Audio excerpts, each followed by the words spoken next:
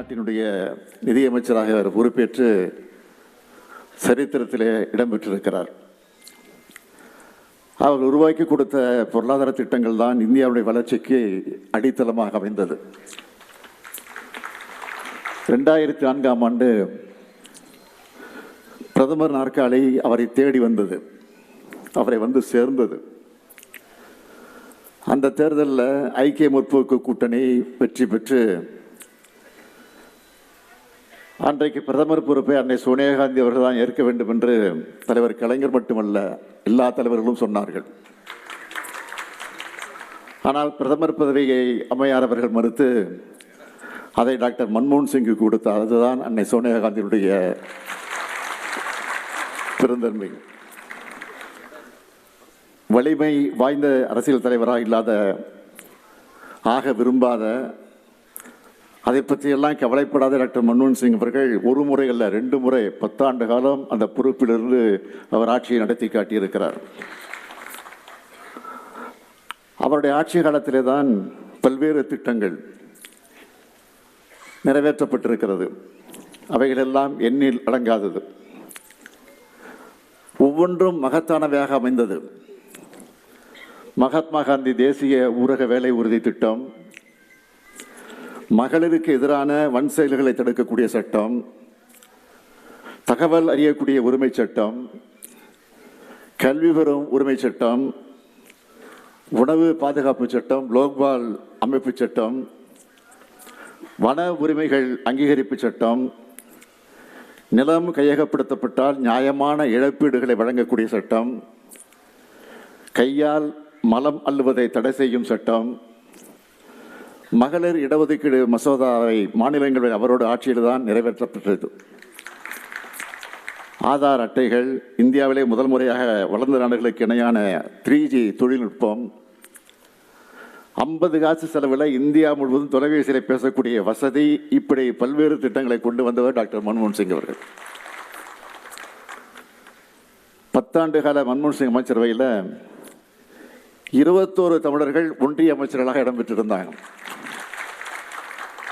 8 cabinet அமைச்சர்கள், 13 இணை அமைச்சர்கள்னு மிக அதிக அளவில் தமிழர்கள் ஒன்றிய அரசில் கோல சொன்னது அவருடைய அமைச்சரவையில் தான். அதுவும் மிக மிக முக்கியமான பல துறைகளுக்கு தமிழ்நாட்டுக்கு வழங்கப்பட்டது. அதன் மூலமாக எண்ணற்ற திட்டங்கள் நமக்கு கிடைத்தன. நமது நூற்றாண்டு கோரிக்கையான தமிழ் செம்மொழி என்பதை அறிவித்த வரலாற்றுக்கு சாதனைக்கு சொந்தக்காரர் தான் மன்மோகன் சிங் அவர்கள். சென்னையில் செம்மொழி தமிழாய்வு மத்திய நிறுவனம், சேலத்தில் புதிய ரயில்வே கோட்டம், தாம்பரத்தில் தேசிய சித்த மருத்துவ ஆய்வு மையம், சேலம் அரசினர் மோகன் குமாரமங்கலம் மருத்துவக் கல்லூரி, சூப்பர் ஸ்பெஷாலிட்டி மருத்துவக் கல்லூரியாக மேம்பாடு, திருவாரூரில் மத்திய பல்கலைக்கழகம், கடல்சார் தேசிய பல்கலைக்கழகம், 3676 கிலோமீட்டர் சாலைகள் 4 வழிச்சாலைகளாக மேம்பாடு, உரகடத்தில் ஒன்றிய அரசோட தேசிய மோட்டார் வாகன சோதனை ஆராய்ச்சி மையம், 1553 கோடி ரூபாய் செலவில் சேலம் உருட்டாலை, சர்வதேச தரத்துக்கு உயர்த்தப்பட்டு புதிய குளிர் உருட்டாலை உருவாக்கம், சென்னை துறைமுக மதுரவாயில் பறக்கும் சாலை திட்டம், நெம்மேலியில் கடல் நீரை குடிநீராக்கக்கூடிய திட்டம், சென்னை மாநகரில் மெட்ரோ ரயில் திட்டம், ஒகேனக்கல் கூட்டுக்குடிநீர் திட்டம், 6000 கிலோமீட்டருக்கு அதிகமான தேசிய நெடுஞ்சாலை, தமிழ்நாட்டில் நீண்ட கோரிக்கையாக இருந்த சேது சமுதிர திட்டம் தொடக்கம், இப்படி எண்ணற்ற வளர்ச்சி திட்டங்கள் தமிழ்நாட்டிற்கு வர காரணமாக இருந்தவர் தான் நம்முடைய டாக்டர் மன்மோகன் சிங் அவர்கள். தலைவர் கலைஞரோடத்தில் நெருங்கி பழகி நட்போடு அவர் இருந்தது யாராலும் மறுக்க முடியாது. அதுதான் இத்தனை திட்டங்களை தமிழ்நாட்டிற்கு நாம் கொண்டு வந்து சேர்த்திருக்கிறோம். மிக பெரும் சிறப்பு திட்டங்களை கொண்டு வந்து அனைத்து துறைகளிலும் தமிழ்நாட்டின் வளர்ச்சியை வளப்படுத்தி இருக்கிறோம். தமிழ்நாட்டோட கனவுகளை மதிக்கிறவரா டாக்டர் மன்மோகன் சிங் அவர்கள் இருந்தார்கள். தென்னக மக்களுடைய குரலின் தேசிய அளவிலான திட்டங்கள், கொள்கைகளை எதிரொலிக்கிறதுல அவர் உறுதி செஞ்சார். அந்த வகையில் பார்த்தா மன்மோகன் சிங்குடைய இழப்பு என்பது தமிழ்நாட்டுக்கு மிக மிக மிக மிக பெரும் இழப்பு என்பதை நான் இங்கே பதிவு செய்ய விரும்புகிறேன். நண்பர் இளங்கோவன் அவர்கள், மதிப்பிற்குரிய இளங்கோவன், EVKS இளங்கோவன் அவர்கள், அவருடைய மறைவு என்பது நிச்சயமாக சொல்கிறேன், என்னால் தாங்கிக் கொள்ள முடியாத இழப்பு. என்னை எப்போ சந்தித்தாலும் உங்கள் உடம்பு எப்படி இருக்குது அப்படி தான் கேட்பார். நானும் திருப்பி அவர் இடத்துல அதை தான் கேட்பேன், உடம்பு பார்த்துங்க அப்படி தான் சொல்லுவேன். சொன்னார், நீங்கள்லாம் சேர்ந்து என்னை எம்எல்ஏ ஆக்கிட்டீங்க, அந்த நம்பிக்கை நிச்சயமாக நான் காப்பாற்றுவேன், உழைப்பேன் அப்படின்னு உறுதியோடு சொன்னார். ஆனால் உடல்நிலை மோசமாகி மருத்துவமனைக்கு போகும்போது கூட அவருடைய வீட்டாரிடத்தில் சொல்லியிருக்கிறார், என்னை சந்திக்கணும்னு அவங்க வீட்டில் சொல்லியிருக்கிறார். இந்த செய்தி கிடைச்ச உடனே நான் உடனே மருத்துவமனைக்கு போனேன், அருகே போய் பார்த்தேன். ஆனால் பேச முடியாத நிலையில் இருந்தார். ஆனால் ஏதோ சொல்ல முற்பட்டார், ஆனால் பேச முடியல.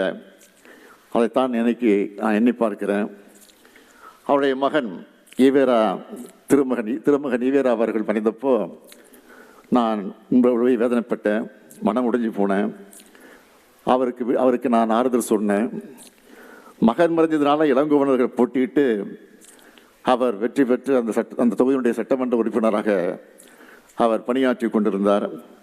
ஆனால் அந்த மகிழ்ச்சி நீடிக்காத வகையில் அவர் நம்ம எல்லாம் விட்டு போய்விட்டார். அதனால் தாங்கிக்க முடியாத இழப்புன்னு நான் சொன்னேன். தந்தை பெரியார் குடும்பத்து பெருஞ்செல்வம் மட்டுமல்ல, அவருடைய தந்தையார் EVK சம்பத் அவர்கள் பேரறிஞர் அண்ணாவுக்கும் முத்தமிழறிஞர் கலைஞர் அவர்களுக்கும் நெருக்கமான நண்பராக, தோழராக இருந்தார். திராவிட முன்னேற்ற கழகத்தை விட்டு சம்பத் அவர்கள் விலகின பிறகு அவரை பேரறிஞர் அண்ணா அவர்கள் விமர்சிக்கலை. அதே போல் சில நேரங்களில் இளங்கோவன் அவர்களும் கலைஞர் அவர்களை அரசியல் சூழ்நிலை கருதி காரணமாக கொண்டு சில விமர்சிப்பார். ஆனால் கலைஞர் அவர்கள் அவரை பற்றி எதுவும் பேச மாட்டார். காரணம், சம்பத் பையன் தானே, பேசட்டும் அப்படின்னு பெருந்தன்மையாக இருப்பார். ஆக மனசில் உள்ளதை மறைக்காமல், அதே நேரத்தில் துணிச்சலாக, தெளிவாக, எதை பற்றியும் கவலைப்படாமல், தயக்கம் இல்லாமல் பேசக்கூடியவர் தான் நம்முடைய EVKS இளங்கோவன் அவர்கள். ஆதரித்தாலும் சரி, எதிர்த்தாலும் சரி, அதை சரியாக உறுதியாக செய்யக்கூடியவர் நம்முடைய இளங்கோவன் அவர்கள். ஈரோடு கிழக்கு தொகுதியினுடைய சட்டமன்ற உறுப்பினராக அவர் தேர்ந்தெடுக்கப்பட்ட பிறகு நம்ம திராவிட மாடல் ஆட்சியோட சாதனைகளை மிக தெளிவாக மேடைகளில் அவர் விளக்கி பேசினார். அதை விட இன்னொன்றையும் சொன்னார், இதுதான் உண்மையான காமராஜர் ஆட்சின்னு அவர் வெளிப்படையாகவே சொன்னவர் தான் அவர். தேசிய குடும்பத்தை பிறந்து தேசியவாதியாக வாழ்ந்து மறைந்திருக்கக்கூடிய நம்முடைய இளங்கோவன் அவர்கள் இந்த திராவிட மாடல் ஆட்சி கொடுத்த நச்சாண்டு பத்திரம் என்பதை நான் இப்பெல்லாம் நினச்சி பெருமைப்படுறேன். தமிழ்நாடு காங்கிரஸ் கட்சியினுடைய தலைவராக, சட்டமன்ற உறுப்பினராக, நாடாளுமன்ற உறுப்பினராக, ஒன்றிய அமைச்சராக ஆக எந்த பதவி இருந்தாலும் அந்த பதவிக்கு முத்திரை பதித்தவர் நம்முடைய இளங்கோவன் அவர்கள். டாக்டர் மன்மோகன் சிங் அவர்களும் எவ்வளவு நெருக்கடியான நேரத்திலும் நாடாளுமன்ற பணிகளில் பங்கெடுத்தார் என்பது உங்களுக்கு தெரியும். அங்கே பங்கெடுத்து பதிலும் அளித்திருக்கிறார். சக்கர நாற்காலியில், வயது முந்த நிலையில் சக்கர நாற்காலியில் நாடாளுமன்றத்துக்கு வந்தவர் நம்முடைய மன்மோகன் சிங் அவர்கள். இப்படிப்பட்ட இரு தலைவர்களை நாம் இழந்திருக்கிறோம். ஆகவே என்னுடைய புகழஞ்சலியை திராவிட முன்னேற்ற கழகத்தின் சார்பில் தெரிவித்து என் புகழுரையை நிறைவு செய்கிறேன். நன்றி, வணக்கம். சென்னை காமராஜர் அரங்கில் முன்னாள் பிரதமர் மன்மோகன் சிங் மற்றும் சட்டமன்ற உறுப்பினர் EVKS இளங்கோவன் மறைவையொட்டி புகழஞ்சலி கூட்டமானது நடைபெற்று வருகிறது. இதில் பங்கெடுத்த முதலமைச்சர் மு.க. ஸ்டாலின் புகழுரையை ஆற்றிய காட்சிகளை நாம் பார்த்தோம். செய்திகளை உடனுக்குடன் தெரிந்து கொள்ள உடனே சப்ஸ்கிரைப் பண்ணுங்க.